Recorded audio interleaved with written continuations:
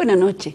Bienvenidos a un nuevo programa de cursos, espacios de entrevistas del Centro de Estudios Superiores Universitarios de la Universidad Mayor de San Simón.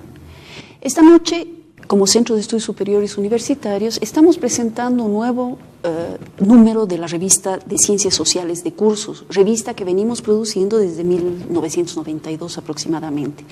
Para hablar de este importante documento, hemos invitado al director del Centro de Estudios Superiores Universitarios, a Manuel de la Fuente. Mil gracias por estar con nosotros, Manuel. Muchas gracias, más bien, por la entrevista. Muy contento de estar acá. Manuel, este tipo de revistas que venimos sacando más o menos desde hace 14 años son espacios importantes en términos de construcción de pensamiento en ciencias sociales. A ver, explícanos un poquito en qué consiste la revista en sí y por qué nuestro afán de ir publicando cada año este tipo de documentos. Efectivamente, como tú dices, esta revista ya tiene 16 años. Es una revista que la publicamos 2 veces al año. Y la idea un poco es de que tratemos de presentar estudios, avances de investigación, resultados de investigación que tienen que ver con la realidad socioeconómica, sociopolítica del país. Es una revista que, en general, todos los números que hemos producido hasta este momento, y hemos producido ya 29 números en 16 años, se ha hecho fundamentalmente para discutir lo que está sucediendo en nuestro país. No hay artículos sobre otros países, sobre otras realidades, salvo muy raras excepciones. En general son todo discusiones sobre lo que pasa en Bolivia. Y la idea es de que realmente es de crear un espacio de discusión, un espacio de análisis de la realidad económica y social de Bolivia. Algún rato, cuando discutimos las características que tiene que asumir este tipo de revistas, pensábamos en la necesidad de crear escuelas de pensamiento. A ver, a grandes rasgos, lo que se ha hecho en ciencias sociales o cómo se ha difundido el pensamiento en ciencias sociales ha sido a partir de revistas, ¿no? La Escuela de Harvard tiene su revista, la Escuela de Frankfurt su revista, la Escuela de Chicago tiene su propia revista, que han marcado cierta línea de incluso perspectivas, de desarrollo de perspectivas teóricas sobre el tema. Nosotros también hemos intentado o intentamos hacer esto con este tipo de revistas. Y bueno, por ahí va también, ¿no? Es decir, la idea es, a partir de estas revistas, crear escuelas de pensamiento. En este caso sería escuelas de pensamiento sobre lo que sucede en Bolivia. Y una de nuestras características es que somos centros multidisciplinarios. Entonces, a ver, si nos puedes comentar un poquito en cómo ha ido desarrollándose esta multidisciplinaridad en estas revistas. De alguna manera, lo que hemos tratado de hacer en Decursos es de tener temas de análisis que se presentan dependiendo, bueno, la coyuntura política a veces, que es importante, como en el caso de ahora, estamos discutiendo el tema de autonomías, pero en el pasado también ha habido otras temáticas que se han ido discutiendo. Y yo creo que lo importante de la revista es lo que tú dices, de crear, digamos, una escuela de pensamiento. Y el CESU lo que ha tratado de hacer en estos 20 años de vida que ya tiene el CESU, ha sido justamente de discutir sobre todo temas que tienen que ver con el desarrollo político del país, desarrollo económico, temas que tienen que ver con el medio ambiente. El año pasado, por ejemplo, la revista se dedicó exclusivamente al tema del medio ambiente, que es un tema muy importante también en esta coyuntura, ¿no? Entonces, lo que hemos tratado de hacer es un poco de tocar los temas de actualidad, los temas que tienen que ver con el desarrollo del país, con el desarrollo de la región, con Cochabamba. Ha habido números también que han tratado exclusivamente de Cochabamba. Entonces, un poco esa la idea, ¿no? de el que inició esta revista fue Luis H. Antesana, ¿no? Sí. Que siempre nosotros lo recordamos como nuestro cachín, y que le dio su propio impulso en un inicio y que marcó los primeros números de lo que fue la revista de cursos. Yo creo que Cachín ha sido un personaje muy importante para el CESU. Durante mucho tiempo él ha sido el director académico de la institución y era el que, bueno, ha impulsado la revista, ha sido un poco el creador de la revista, pero es una revista que no solamente, bueno, depende de una persona, hay un comité editorial, estamos muy ávidos, por ejemplo, y los invito públicamente hoy día para que las personas que quisieran escribir en la revista, pues que lo hagan, siempre teniendo en cuenta esta idea de que lo que discutimos en la revista son problemáticas nacionales, problemáticas regionales de Bolivia y de Cochabamba, ¿no? Entonces Kachin creo que ha sido una persona clave, no solamente para la revista, pero en general para el desarrollo del CESU, ¿no? Y para los programas de posgrado de la institución, ¿no? Otra característica de la revista es que tenemos un comité editorial que va un poco y un comité científico de pares académicos que va un poco seleccionando también los artículos, ¿no? Sí, sí, yo creo que eso es importante de destacar, que nosotros recibimos muchas veces de muchas personas que envían artículos a la revista, pero no quiere decir que automáticamente van a ser publicados. Previo a eso hay hay un comité editorial que revisa los artículos y que eventualmente, si el artículo tiene un nivel académico suficiente, pues es aceptada el artículo. Algunas veces también se los puede rechazar en la medida en que el nivel académico no es el suficiente. Claro, es decir, un poco lo que tenemos que tender como universidad también en general es que todos los artículos que se publiquen sean sujetos a una, digamos, evaluación de pares académicos. Esa evaluación de pares académicos es lo que va a hacer a la cientificidad y al nivel académico de cualquier artículo. Es un poco lo que se tiende también en esta revista, ¿verdad? Efectivamente. Yo creo que de cursos se ha caracterizado hasta el momento de tener artículos de un alto nivel académico. Y no solamente son, y eso vale la pena también remarcarlo, que no solamente somos los del CESU los que publicamos en estas revistas, sino que también vienen y hay artículos de diferentes investigadores en ciencias sociales de La Paz, de la Universidad Mayor de San Andrés, de otras universidades de Bolivia, de Santa Cruz, y también hay muchos estudiosos de Bolivia que están en Europa o que están en Estados Unidos y que hemos tenido la suerte de tenerlos también en la revista, ¿no? Claro que sí. Muchas veces incluso la revista ha sido parte de convenios con universidades extranjeras. Estoy pensando con la Universidad de Quebec o la Universidad de Montreal en Canadá. Han participado bolivianistas en Estados Unidos como Brooke Larson, como Laura Gotkowitz, de Canadá Nancy Ted.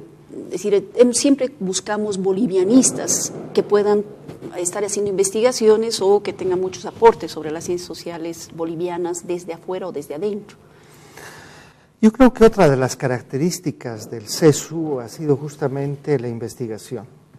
Y dentro de la investigación nosotros hemos tenido convenios con diferentes universidades, como tú has señalado, y estos resultados de los trabajos de investigación con pares de Canadá o de Japón, también hemos tenido un número donde varios cientistas sociales japoneses que están interesados en Bolivia han publicado en la revista, ¿no? Y yo creo que esa es o sea, no podemos cerrarnos, ¿no? De alguna manera la forma como las ciencias sociales se van desarrollando tiene que ser, al compás de lo que está pasando en el mundo, a nivel teórico, a nivel metodológico, y también de ver un poco qué están pensando nuestros pares extranjeros sobre el país, Bolivia. sobre Bolivia.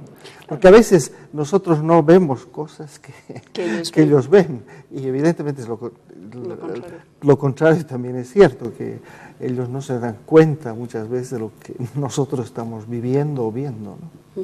Abrir el debate sería uno de los objetivos básicos de este tipo de documento. Sí. Esa yo creo que es otra de las características importantes del CESU, es de generar espacios de discusión, ¿no?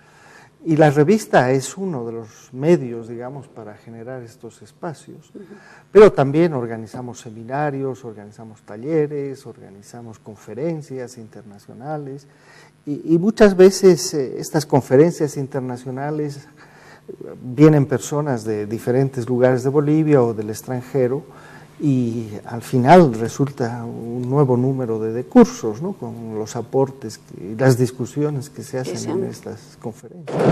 Sí. Ahora, antes de hablar concretamente sobre este número 29 de la revista de cursos que estamos presentando, me gustaría un poquito que nos cuentes cómo se divide generalmente la revista, cuáles son las secciones y cuál es el objetivo de tener estas secciones. La revista se ha caracterizado y se inicia generalmente la revista con una entrevista.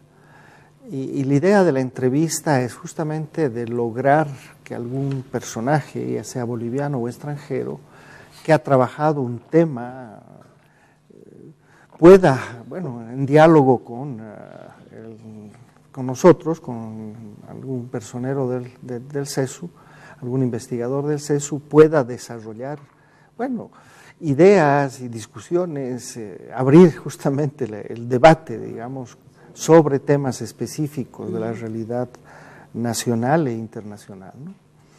Y después, generalmente, las revistas son temáticas, no siempre, pero en general hay un tema que va a acaparar buena parte de la revista, con varios artículos, con varias miradas, varias entradas, digamos, sobre el tema que estamos trabajando. Y inmediatamente después hay un homenaje que yo creo que, bueno, lamentablemente todos tenemos que morir en algún momento, y la idea de la revista es de hacer un homenaje a algún personaje que ha contribuido al desarrollo de las ciencias sociales, que ha contribuido a que conozcamos mejor el país, conozcamos mejor la realidad de Bolivia, ¿no? Y por último, siempre tenemos reseñas bibliográficas, y la idea nuevamente de las reseñas bibliográficas es de hacer una reseña, como su nombre lo dice, sobre libros recientes en ciencias sociales de Bolivia. Que aportan a la discusión en general de lo que está sucediendo en la realidad socioeconómica, política del país. Exactamente. Sí. En este caso, y ahora sí entraremos a hablar sobre el decurso que estamos presentando, el tema es autonomías, el tema de los diferentes procesos autonómicos que se está viviendo. ¿Por qué elegir ese tema, Manuel? Porque tú has estado a cargo, fuera de ser el director del CESU, ahora tú has sido el que ha estado a cargo de esta revista o de este número en particular. ¿Por qué elegir el tema de autonomías en el contexto en el que estamos viviendo hoy? Yo creo que algo que ha marcado la historia del país, no solamente en los últimos tiempos, pero en general desde que Bolivia creo que existe, ha sido justamente el tema de que diferentes grupos sociales, diferentes actores, agentes, han tratado de centralizar por una parte el país, y otros grupos sociales han tratado más bien de descentralizar el país. Y en los últimos tiempos, sobre todo a partir de la llegada al poder de Evo Morales, ha habido una gran discusión y casi hemos tenido enfrentamientos muy duros entre grupos autonomistas que justamente planteaban las autonomías en el país. Por suerte se ha llegado a ciertos acuerdos y no llegamos a un enfrentamiento más grave de lo que podía haber sucedido, pero las autonomías, de la manera como se han ido desarrollando en los últimos años, no están dando los frutos, y yo creo que había la necesidad de reflexionar de lo que estaba pasando y de lo que podría pasar, digamos, a futuro. Dentro de unos meses tenemos elecciones para gobernadores y para alcaldes, y de alguna manera el tema autonómico nuevamente va a estar en la palestra de la discusión, y nosotros en esta última revista de decursos queríamos aportar justamente a la discusión de esta problemática, ¿no? La entrevista está dirigida a Félix Bombarolo es, ¿no? Sí. Argentino. ¿También trata sobre el tema de la descentralización? Exactamente. Con Félix hemos tenido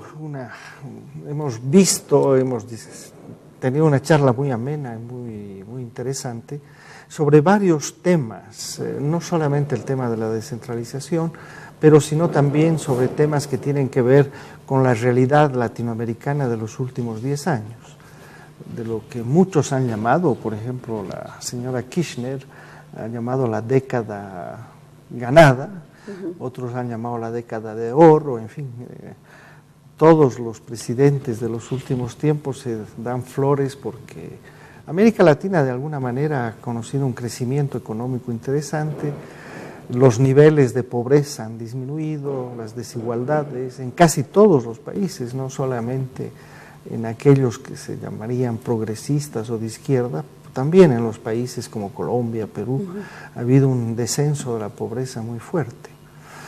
Pero lamentablemente todos los problemas no se han solucionado, o sea, es una década, sí, ganada en cierto sentido, pero perdida en otro sentido, en la medida que seguimos en el extractivismo, seguimos como exportadores de materias primas, y seguimos volviendo al tema de la descentralización y descentralización, y en los últimos años lo que se ha visto más bien es un retroceso de los procesos de descentralización.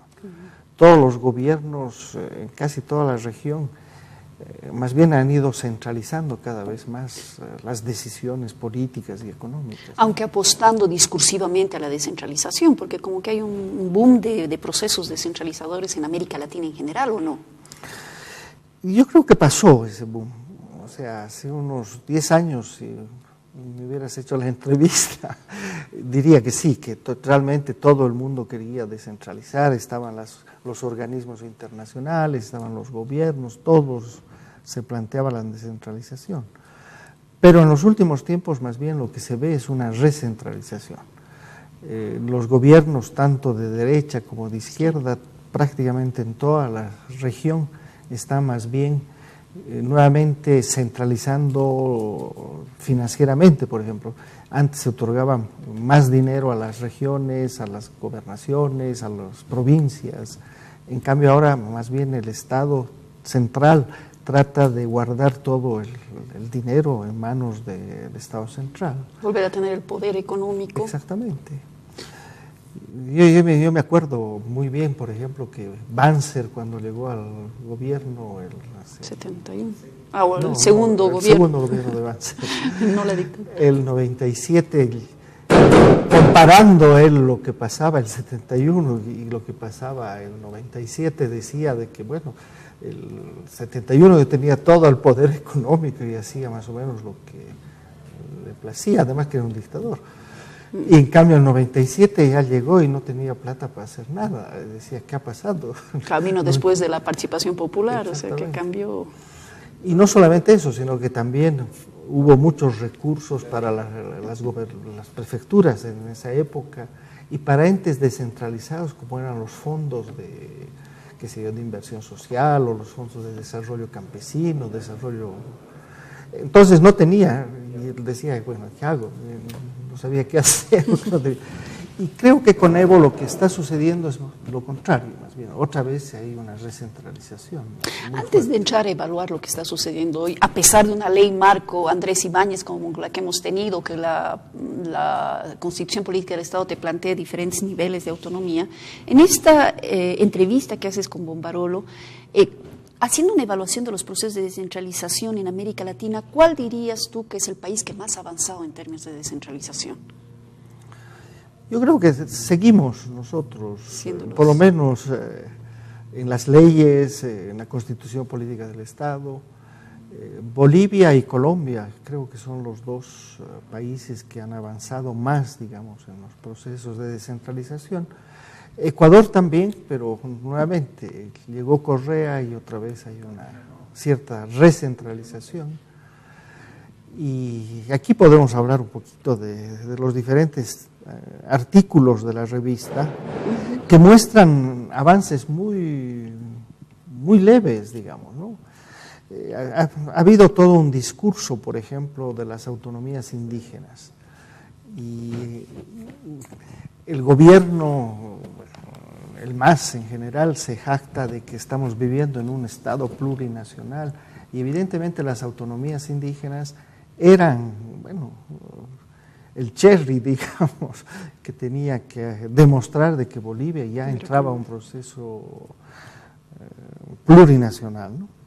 En este texto, en esta revista, tenemos 2 artículos, uno de Gonzalo Vargas, que justamente muestra cómo las leyes, la Constitución, permiten, digamos, favorecen los derechos de los pueblos indígenas, favorecen de que estos tengan un control de sus territorios, pero al mismo tiempo está mostrando también algunas trabas burocráticas que están impidiendo que las autonomías indígenas se hagan realidad, ¿no? Y por el otro lado está Moira Suazo, que es bien interesante su artículo porque también muestra, digamos, avances, pero muestra los límites. Y finalmente eso es lo increíble, que en las próximas elecciones ya había algunos territorios indígenas que podían haber sido objeto, digamos, de un otro tipo de elecciones. Y que no está sucediendo, y más bien nuevamente, en vez de elegir ya las autoridades según los estatutos autonómicos que ya se han aprobado de algunas regiones como Charagua, y han pedido ellos de que haya, que se elijan no como todos los otros municipios, la Corte Nacional Electoral ha dicho que no. ¿No? Y finalmente se van a elegir nuevamente alcaldes y se van a elegir concejales. Es decir, vamos a seguir con el mismo sistema a pesar. Bueno, pero ahí hay una cosa que tal vez habría que aclarar. Es decir, de 300, ¿cuántos municipios somos en Bolivia? Muy poquitos. Son 11 municipios que están en el proceso de autonomías indígenas, de 350 y tantos que tenemos en Bolivia. Efectivamente, yo creo que algunas personas como Javier Albó, por ejemplo, y algunos otros de Fundación Tierra, como Col, que decían de que a la medida en que, bueno, ya la Constitución favorecía las autonomías indígenas, inmediatamente iba a haber como 200 municipios. Pero la realidad fue otra, y apenas 12 municipios tuvieron un referéndum hace 4 años atrás, y de esos 12... Bueno, unos rechazaron, sí, que fue una sorpresa de que se rechacen las autonomías indígenas, y los otros no han avanzado con sus estatutos. Apenas 4 de los 11 tienen sus estatutos aprobados. Y hay 4 aprobados, yo pensé que era 1, son 4 aprobados. 4. Y de esos 4, nuevamente, esos querían ya que se haga las próximas elecciones como dicen los estatutos. Pero bueno, no se está dando, pero ¿y cuáles son los justificativos que se da para que no se aplique las normas y costumbres locales? Es muy, ¿cómo decirte? O sea, de alguna manera yo creo que el gobierno tiene como un doble discurso, ¿no? Un doble discurso en el sentido de que sí, viva lo plurinacional, viva lo indígena, viva lo originario, y en la realidad siempre están poniendo trabas burocráticas, para que se candados por todo lado para que no se avance, ¿no? Claro, es más un discurso para afuera, pero no en la práctica. Sí, y eso también en otro caso, en el artículo de Diego Ayo también se demuestra, digamos, de que de alguna manera el discurso oficial había sido de crear municipios productivos, y la idea del municipio productivo es de que los empresarios locales puedan, a partir de los recursos que ahora son cada vez mayores en las alcaldías, pues puedan desarrollar puedan crecer y convertirse en un empresariado local poderoso, ¿no? Y lo que se demuestra en este artículo de Diego Ayo es de que no está tampoco sucediendo esto, ¿no? Y que más bien muchas de las licitaciones, de las obras que se hacen en municipios pequeños, es el hecho de empresas de La Paz, de Santa Cruz o de Cochabamba, que van, hacen la obra y después se vuelven y no dejan nada finalmente. No hay ese municipio productivo, ¿no? Que fue un poco también el discurso que se inició en la década de los 90, ¿no? Sí, sí. No, evidentemente todo esto, sobre todo a nivel municipal, la fuerza del municipalismo nace con la ley de participación popular.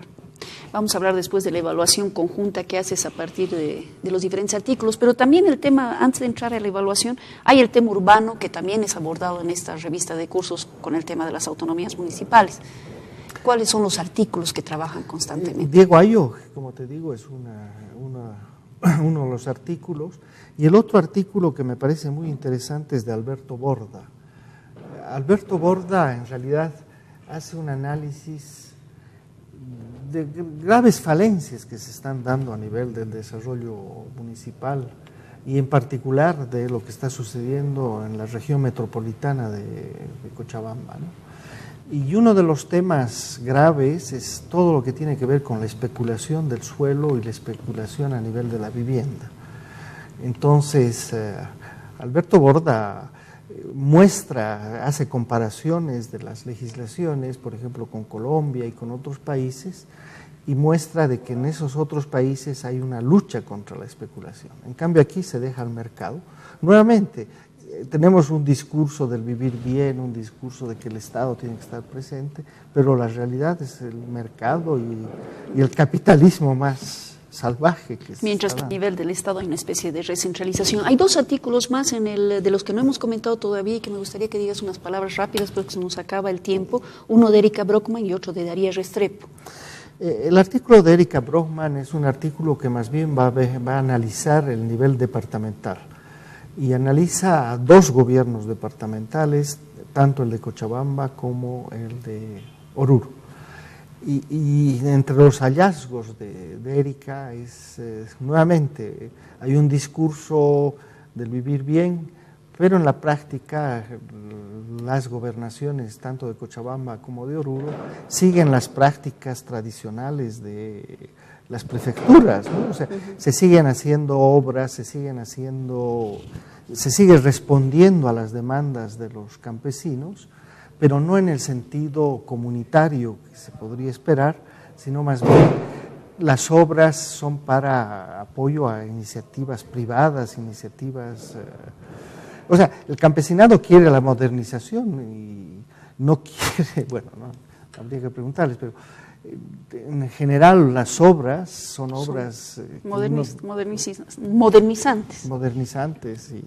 Y el último artículo que me parece, no sé, el tiempo nos está venciendo. Rapidito, porque ya Darío Restrepo es sobre los temas de la participación.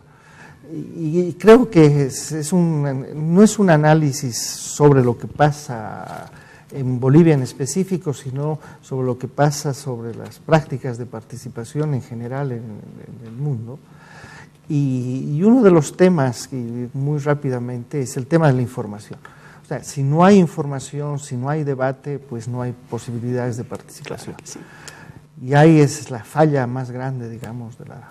Lo interesante de estos artículos que ya hablan en general es que nos permite comparar qué está sucediendo con otras experiencias en Bolivia respecto a otras experiencias.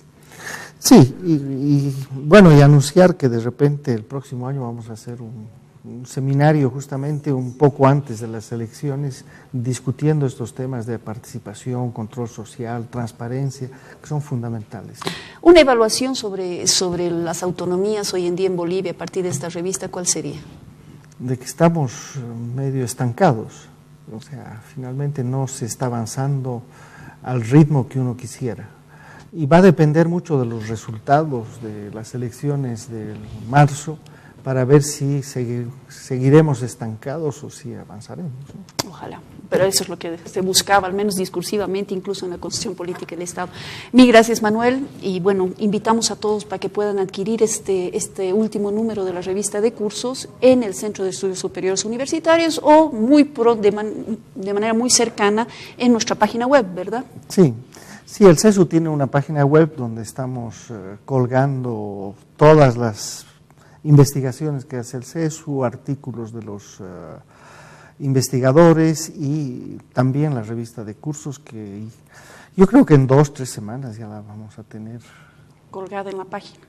Y que pronto ya vamos a tener desde el primer número hasta el último. Claro, la idea un poco, bueno, eso va a tomar un poquito de tiempo, pero la idea es de que vayamos colgando la revista de cursos, pero también los libros que hemos producido, y así, bueno, hay un acceso a la población en general de lo que estamos produciendo. Mil gracias, Manuel, por estar con nosotros y mil gracias a ustedes por acompañarnos hoy. Buenas noches.